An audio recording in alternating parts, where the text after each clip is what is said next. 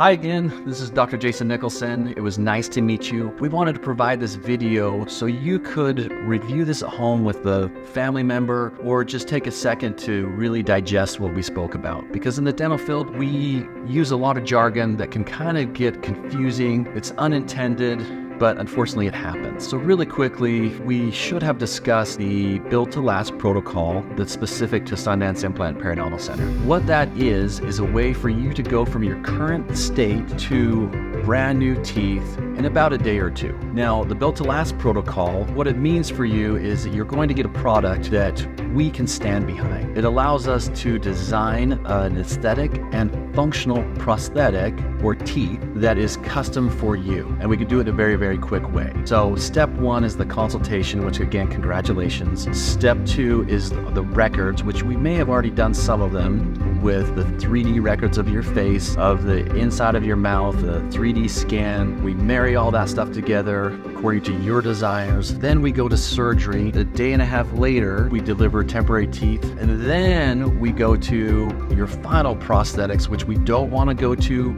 too early because some of your soft tissue and bone is going to change and we want this thing to last. So we don't want to rush it. After we get your final prosthetic in, we're going to build a maintenance program. So it's something that you can protect over the years to come. So the Built to Last protocol is very dialed in. It's very specific for you, for something that's going to last a very, very long time. And we're proud that it's something that we can participate and you've chosen us to work with. We're so proud of what we do with that we're actually going to give you a 5-year warranty with the product. If you have any questions, please reach out to myself or Spencer or anyone at the front desk, your treatment coordinator, anybody. Would love to talk to you again, and we look forward to seeing you next time.